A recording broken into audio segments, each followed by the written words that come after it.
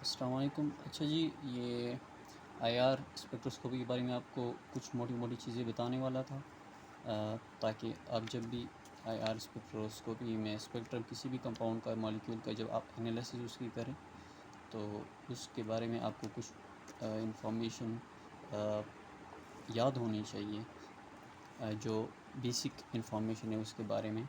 अच्छा, IR spectrum जो होता है इसका बेसिक एक रेंज होता है जो 650 पर सेंटीमीटर से स्टार्ट हो जाता है और 4000 पर सेंटीमीटर जो है इसकी ये रेंज होती है यहाँ तक। उसके बाद ये जो 1500 से बिलो जो रेंज है इसको हम कहते हैं फिंगरप्रिंट रीजन। फिंगरप्रिंट रीजन या इसमें जो है बेंडिंग या वाइब्रेशन जो होती है मॉलिक्यूल की वो होती है, यानी इस रेंज में मॉलिक्यूल जो भी रेडिएशन मुख्तलिफ इस वेवलेंथ की जो रेडिएशन वो ऑब्ज़र्व करता है उसके ज़रिए इसकी बेंडिंग या वाइब्रेशन इसकी मॉलिक्यूल की होती है। जबकि 1500 से ऑनवर्ड 4000 तक जो रेंज है इसको हम फंक्शनल ग्रुप रेंज कहते हैं, या और इसमें जो होते हैं मॉलिक्यूल की वो स्ट्रेचिंग होती है, बॉन्ड्स की स्ट्रेचिंग होती है। जितने भी मॉलिक्यूल में बॉन्ड्स मुख्तलिफ बॉन्ड्स होते हैं उनकी स्ट्रेचिंग हमारे पास इसमें होती है। अच्छा, तो ये दो पोर्शन है आईआर स्पेक्ट्रम के रेंज के, सही है ना, जो दोनों आपको याद होनी चाहिए। बेसिकली ज़्यादा जो इम्पोर्टेंट है इसमें वो ये फंक्शन ग्रुप रेंज है कि जो आपको ज़्यादातर याद होना चाहिए। बाकी जो फिंगरप्रिंट रीजन है उसमें कुछ बातें ऐसी हैं कि जिसमें मुख्तलिफ मॉलिक्यूल की मिक्स हुई होती हैं जिसके ज़रिए आपको सही तरीके से उसका पता नहीं लगता। लेकिन मेन जो चीज़ है फंक्शन ग्रुप रीजन, ये आपको ज़्यादा मॉलिक्यूल के बारे में इंफॉर्मेशन देती है। अच्छा, 1500 से जो 2000 तक जो रेंज है इसमें हमारे पास ज़्यादातर वो मॉलिक्यूल मॉलिक्यूल की स्ट्रेचिंग या बॉन्ड्स की स्ट्रेचिंग होती है जो डबल बॉन्ड होते हैं। यानी डबल बॉन्ड, चाहे वो कार्बन कार्बन डबल बॉन्ड हो, कार्बन ऑक्सीजन डबल बॉन्ड हो या कार्बन नाइट्रोजन बॉन्ड हो, इन डबल बॉन्ड की जो स्ट्रेचिंग होती है, स्ट्रेचिंग रेंज है फ्रीक्वेंसी की, वो 1500 से 2000 तक रेंज है। कार्बन कार्बन डबल बॉन्ड जो है उसकी स्ट्रेचिंग रेंज है 1600, जबकि कार्बोनिल कार्बन जो होते हैं उनकी वो 1650 से लेकर 18 प्लस तक, 1850 1870 पर सेंटीमीटर, इस रेंज में ये कार्बोनिल ग्रुप आते हैं। चाहे वो अल्डिहाइड हो, कीटोन हो, कार्बोक्सिलिक एसिड हो, एसिटाल्डिहाइड हो, जो भी कार्बोनिल फंक्शनलिटी है वो इस रेंज में आती है। उसके बाद कार्बन नाइट्रोजन बॉन्ड भी इसी रेंज में आता है, जबकि जो 2000 से लेकर 2500 इस रेंज में हमारे पास जो बॉन्ड्स होते हैं वो ट्रिपल बॉन्ड की स्ट्रेचिंग होती है। यानी जो भी रेडिएशन इस रेंज में ऑब्ज़र्व होती है वो ट्रिपल बॉन्ड की स्ट्रेचिंग करती है, सही है ना, ट्रिपल बॉन्ड की स्ट्रेचिंग, चाहे वो कार्बन कार्बन ट्रिपल बॉन्ड हो या कार्बन नाइट्रोजन ट्रिपल बॉन्ड हो। जबकि 2500 से 3000 तक जो रेंज है हमारे पास, फ्रीक्वेंसी की रेंज है, आईआर फ्रीक्वेंसी की रेंज, उसमें हमारे पास जो carbonyl carbon sp2 hybridise carbon होता है और उसके साथ जो अटैच हाइड्रोजन होता है उसकी स्ट्रेचिंग इस रेंज में आती है, जिसकी रेंज क्या है, वो है 2700 से लेकर 2900 तक। ये जो sp2 हाइब्रिडाइज कार्बोनिल कार्बन होता है और ये हाइड्रोजन, इसकी स्ट्रेचिंग इस रेंज में होती है। जबकि बाकी जो sp3 hybridised carbon hydrogen bond होता है, चाहे वो किसी भी मॉलिक्यूल में कोई भी sp3 hybridise carbon hydrogen bond हो, उसकी जो स्ट्रेचिंग होती है वो 2800 से 3000 रेंज में होती है इसकी स्ट्रेचिंग। अच्छा, जबकि 3000 से 4000 तक जो रेंज की स्ट्रेचिंग होती है उसमें हमारे पास sp2 hybridise carbon hydrogen bond जो होते हैं, जो कार्बन के अलावा जो बॉन्ड होते हैं उनकी स्ट्रेचिंग होती है, जो 3000 से 3100 पर सेंटीमीटर में हमारे पास आती है, उसकी जो वेव नंबर है। उसके बाद sp hybridised carbon hybridise carbon hydrogen जो बॉन्ड की स्ट्रेचिंग होती है वो हमारे पास 3000 से 3150 पर सेंटीमीटर में हमारे पास आती है। जबकि जो नाइट्रोजन हाइड्रोजन बॉन्ड जो है हमारे पास वो 3300 से 3400 पर सेंटीमीटर में आती है, और हाइड्रोजन ऑक्सीजन बॉन्ड की जो स्ट्रेचिंग होती है वो 3300 से लेकर 3600 पर सेंटीमीटर रेंज में आती है। और ये जो हमारे पास ये बैंड इसका जो आता है वो काफ़ी ज़्यादा स्ट्रॉन्ग होता है। ये नाइट्रोजन हाइड्रोजन का भी और ऑक्सीजन हाइड्रोजन का जो बैंड होता है काफ़ी ज़्यादा स्ट्रॉन्ग होता है। उसके बाद जो हमारे पास sp3 हाइब्रिडाइज्ड कार्बन होते हैं, sp3 हाइब्रिडाइज्ड कार्बन जिसका रेंज 2800 से 3000 तक होता है, ये भी काफ़ी ज़्यादा स्ट्रॉन्ग हमारे पास पीक शो करते हैं। और जो कार्बन कार्बन डबल बॉन्ड होता है जो हमारे पास यहाँ पे 1600 के रेंज में आता है, ये काफ़ी ज़्यादा जो है स्ट्रॉन्ग पीक हमारे पास शो करते हैं। तो ये चीज़ें जो है वो आपको चंद जो चीज़ें वो आपको याद होनी चाहिए, बेसिक इन्फॉर्मेशन फंक्शनल ग्रुप के बारे में। जो हमारे पास ज़्यादा तक जो IR स्पेक्ट्रम होता है वो इस रेंज में हमारे पास मॉलिक्यूल के बारे में स्ट्रक्चर इन्फॉर्मेशन हमें देता है। उसके बाद 1500 से नीचे जब हम आते हैं, 1500 से नीचे रेंज में, तो यहाँ पे कुछ चंद पॉइंट्स है जो आपको याद होनी चाहिए। जो है हमारे पास CH3 जो बांड होता है, मिथाइल बांड होता है, मिथाइल ग्रुप होता है सॉरी, तो उसकी जो बेंडिंग होती है वो टू टाइप्स ऑफ जो है वो हमारे पास एब्जॉर्प्शन वो करती है। एक वो 1375 पर सेंटीमीटर में हम एब्जॉर्प्शन करती है, जबकि सेकंड जो है 1450 पर सेंटीमीटर में ये हमारी ऑब्जर्वेशन होती है। और ये हमारे पास बेंडिंग जो है वो रीजन में हमारे पास आता है, यानी मिथाइलिन ग्रुप जो है वो हमारे पास टू टाइप्स ऑफ बेंडिंग देती है, जिसकी वजह से हमारे पास ये टू जो है वो रीजन में एब्जॉर्प्शन देती है। उसके बाद CH2 जो है, CH2 जो मिथाइलिन है वो मिथाइल ग्रुप था, जबकि ये मिथाइलिन जो है वो हमारे पास 1465 पर सेंटीमीटर में हमारे पास ये रेडिएशन ऑब्ज़र्व करती है।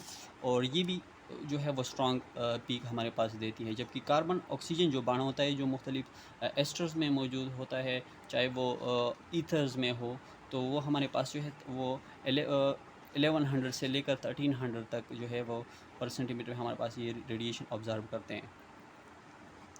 अच्छा जी, अब ये इसके ज़रिए हम इंटरप्रिटेशन किस तरह करेंगे किसी भी स्ट्रक्चर की, किसी भी मॉलिक्यूल की, या स्पेक्ट्रा की इंटरप्रिटेशन किस तरह करेंगे, या हमें ये किसी भी मॉलिक्यूल के बारे में जो IR स्पेक्ट्रम होता है वो इन्फॉर्मेशन किस तरह देता है।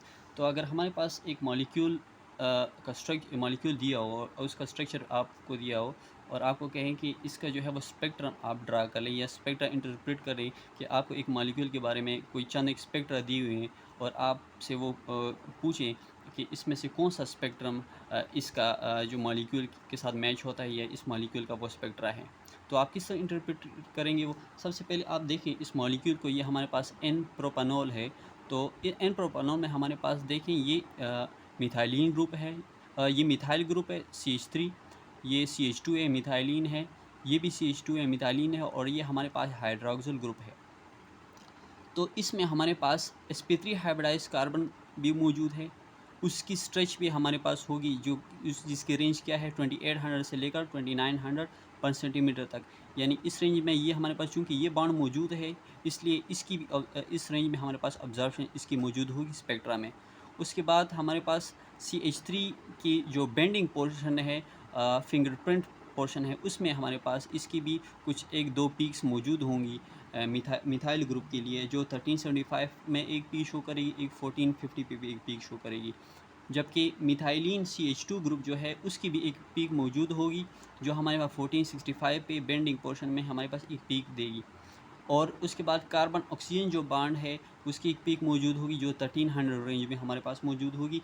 और मोस्ट जो है इसके बारे में हाइड्रोक्सिल ग्रुप जो होगा, जो ऑक्सीजन और हाइड्रोजन का जो पीक होगा, ये काफ़ी ज़्यादा ब्रॉड पीक होगा। ये जो से पीक है, अब यहाँ पे ये जो ब्रॉड पीक यहाँ पे शो हुआ है, ये 3300 से लेकर 3600 के रेंज में यहाँ पे मौजूद है। ये हाइड्रोक्सिल ग्रुप को शो करता है, तो ये हमारे पास इस रेंज में मौजूद होगा। उसके बाद जो sp3 हाइब्रिडाइज का हाइड्रोजन बॉन्ड है, उसकी स्ट्रेच तो वो हमारे पास ये 3000 के रेंज में यहाँ पे हमारे पास ये पीक वो शो करता है। और जो हमारे पास ये sp3 मिथाइल ग्रुप और मिथाइल ग्रुप की जो बेंडिंग पोर्शन है वो यहाँ पे इसकी वो पीक शो करते हैं। तो बेसिकली हमारे पास ये एक पीक आ गई हाइड्रोक्सिल के लिए, ये जो है हमारे पास sp3 hybridise carbon hydrogen bond की स्ट्रेचिंग के लिए, और बेंडिंग पोर्शन में हमारे पास ये पीक आ गई। तो ये तीन पीक जो है हमारे पास इस मॉलिक्यूल के बारे में इंफॉर्मेशन देती है। अच्छा, एक सेकंड मॉलिक्यूल की तरफ फ़िनोल की तरफ आते हैं। फ़िनोल में जो है हमारे पास हाइड्रॉक्सिल ग्रुप मौजूद है। हाइड्रॉक्सिल ग्रुप अगर आपको जो रेंज है, ये मेन फंक्शनल ग्रुप रेंज है, वो आपको याद होना चाहिए कि हाइड्रॉक्सिल ग्रुप हमारे पास या ऑक्सीजन और हाइड्रोजन जो बॉन्ड है, ये कौन से रेंज में हमारे पास स्ट्रेचिंग देती है।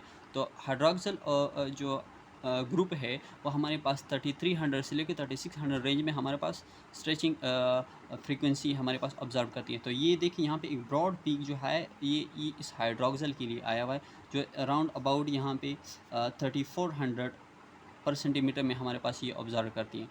जबकि इसमें sp2 हाइब्रिडाइज हाइड्रोजन मौजूद है, sp2 हाइब्रिडाइज हाइड्रोजन।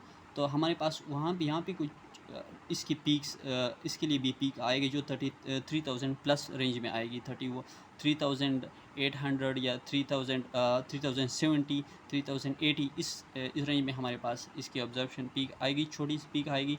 उसके बाद यहाँ पे जो मेन जो पीक आएगी, जिसकी पीक जो है वो स्ट्रॉन्ग पीक होगी, वो कार्बन कार्बन डबल बॉन्ड, चूँकि ये जो बेंजीन रिंग है, कार्बन कार्बन डबल बॉन्ड, ये हमारे पास 1600 रेंज पे ये ऑब्जर्वेशन देती है 1600। तो यहाँ पे इसकी जो है ये पीक मौजूद है। और फिर उसके बाद 1500। तो ये एरोमेटिक जो डबल बॉन्ड होते हैं हमारे पास यहाँ इस रेंज में, यहाँ पे ये पीक शो करेंगे। तो इस तरह से आप मॉलिक्यूल की जो है वो स्ट्रक्चर IR स्पेक्ट्रम की इंटरप्रिटेशन कर सकते हैं। अच्छा, थर्ड मॉलिक्यूल की तरफ आते हैं।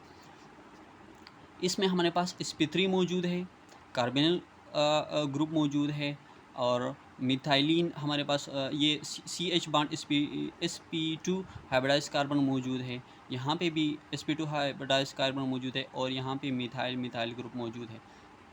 तो यहाँ पे देखिए sp3 hybridise carbon hydrogen bond मौजूद है इसमें मिथाइल की वजह से। sp2 हाइब्रिडाइज कार्बन हाइड्रोजन ये वाला हो गया हमारे पास। कार्बोनिल जो ग्रुप है उसकी बारे का एक हमारे पास स्ट्रेच आ जाएगा। और उसके बाद यहाँ पे carbon carbon double bond, sorry ये कार्बन कार्बन डबल बॉन्ड है। कार्बन कार्बन डबल बॉन्ड जो हमारे पास ये है अनसैचुरेशन, इसके लिए हमारे पास एक स्ट्रेच मौजूद होगा। तो इसका स्पेक्ट्रा कैसे आएगा? स्पेक्ट्रा इसका ये स्पेक्ट्रा आप एनालाइज करिए। इसका स्पेक्ट्रा है जो हमारे पास हाइड्रोक्सिल सॉरी ये हमारे पास, अच्छा तो ये जो है ये इसका स्पेक्ट्रा आप देखें, ये हमारे पास ये मिथाइल ग्रुप है, 1 2 3 3 मिथाइल ग्रुप है। तो मिथाइल ग्रुप के लिए हमारे पास ये 3000, यहाँ पे ये 3000 रेंज है, ये 3000 पे यहाँ पर इसके लिए पीक मौजूद है। जबकि sp2 हाइब्रिडाइज कार्बन हाइड्रोजन जो बॉन्ड है उसके लिए यहाँ पे 3000 प्लस पे यानी 3100 लगभग इस रेंज में हमारे पास एक पीक उसके लिए मौजूद है। उसके बाद कार्बोनिल ग्रुप है, कार्बन ऑक्सीजन डबल बॉन्ड। तो यहाँ पे इसके लिए जो है 1700 पे हमारे पास एक पीक मौजूद है। जबकि कार्बन कार्बन डबल बॉन्ड जो अनसैचुरेटेड बॉन्ड है, ये यहाँ पर इस 1600 पे इसके लिए एक पीक मौजूद है। तो ये इसकी जो है इस मॉलिक्यूल के बारे में इंफॉर्मेशन देती है कि हमारे पास इसमें कौन से फंक्शनल ग्रुप मौजूद है और इसका स्ट्रक्चर एनालिसिस किस तरह होता है।